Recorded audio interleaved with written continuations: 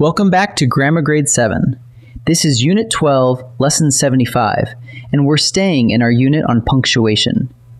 Today we meet three small marks that look simple but do three very different jobs: the hyphen, the dash, and parentheses. One glues words together, one marks a sudden break, and one tucks away and aside. By the end of this lesson, you'll know exactly when to reach for each. Let's get started. Before we dig in, here's the big picture. These three marks are easy to mix up, so let's separate their jobs right away. First, the hyphen, a short little mark that glues word parts together. Second, the dash, which is longer and marks a sudden break or interruption in your thought. Third, parentheses, a matched pair that tucks away extra information the reader could skip. Keep this in mind as our compass. The hyphen glues, the dash breaks, and parentheses hide. Let's take them one at a time. Let's start with the hyphen, the shortest of our three marks. A hyphen glues the parts of certain compound words together, joining them into a single idea. Watch this. We invited a well-known author. The two words well and known team up to describe the author, and the little hyphen holds them together as one word. Without that hyphen, the two words would just drift apart. So think of a hyphen as the glue for compound words. Here's a rule that trips people up, so listen closely. Use the hyphen when the compound comes right before the noun, but drop it when the compound comes after. Look at the first line, a well-known author. Those words sit in front of the noun author, so they take a hyphen. Now the second line, the author is well known. Here, the very same words come after the noun, so they need no hyphen at all.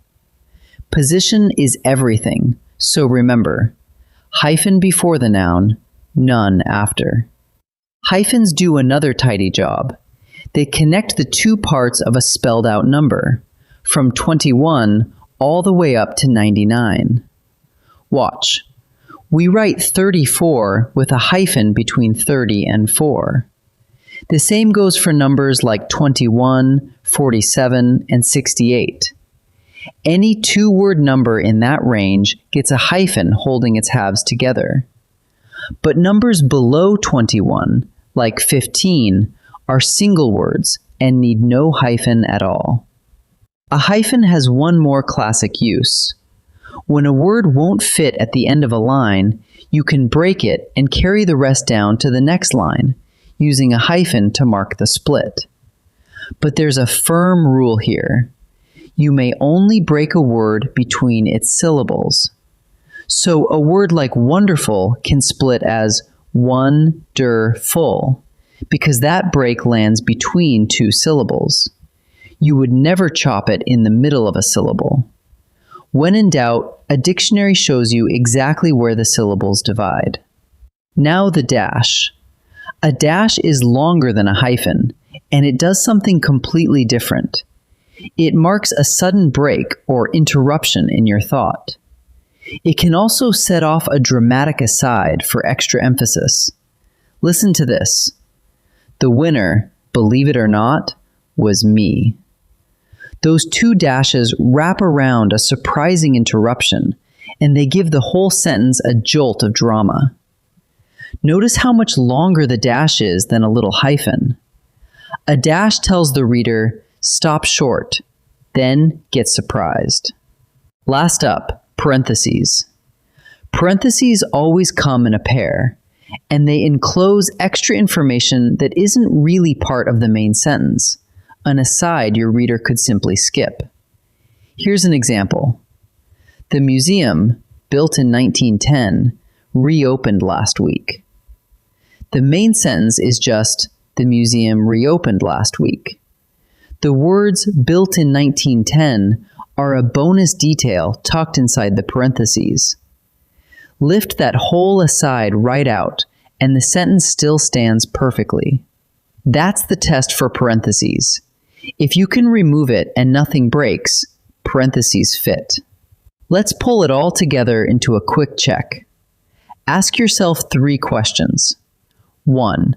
Are you joining word parts, a compound word, a spelled out number from 21 to 99, or a word broken at the end of a line? That job belongs to the hyphen. 2. Do you want a sudden break or a dramatic interruption right in your sentence? Reach for the dash. 3. Are you tucking in extra information the reader could skip? Those are parentheses. Keep it simple. The hyphen glues, the dash breaks, and parentheses hide. Ready to practice a few together? Time to practice. In this first set, I'll show a sentence with 1 mark missing, and you choose which mark it needs: a hyphen, a dash, or parentheses. Pause the video and think it through before I reveal each answer. My grandmother just turned 83 years old. The word 83 is a spelled out number between 21 and 99. And numbers like that take a hyphen between their 2 parts. So the answer is the hyphen. Our new library, opened in 2020, has a rooftop garden. The phrase "opened in 2020" is quiet, skippable extra information, the kind you could lift right out without hurting the sentence. That soft aside belongs in parentheses. So the answer is parentheses. I opened the box, and there, right on top, sat the missing key. That's a sudden, dramatic break that interrupts the sentence and adds a jolt of surprise. A break like that calls for a dash. So the answer is the dash. In this second set, each sentence already uses one of our 3 marks. Your job is to decide whether it's used correctly. Watch the compound modifier rule closely. Pause and choose before I answer. She is a well-known painter in our town. The words well and known team up to describe painter, and they sit right in front of that noun. A compound modifier before its noun takes a hyphen, so this one is exactly right. So the answer is correct. The author is well known for her mysteries. Careful here. This time, well known comes after the noun author, not before it. When the compound follows the noun, it drops the hyphen. So the hyphen here is incorrect. So the answer is incorrect. We hiked 22 miles. My feet still ache. Last weekend. 2 marks are working here. The number 22 is spelled out between 21 and 99, so it takes a hyphen. And the aside, my feet still ache, is skippable extra information, correctly tucked inside parentheses. Both are right, so the answer is correct. Let's gather up what we learned. A hyphen is glue. It joins compound words like well known, connects spelled out numbers from 21 to 99, and splits a word between syllables at the end of a line. A dash is longer and bolder. It marks a sudden break or a dramatic aside right in the middle of your sentence. And parentheses come in a pair to tuck away extra information your reader could skip entirely.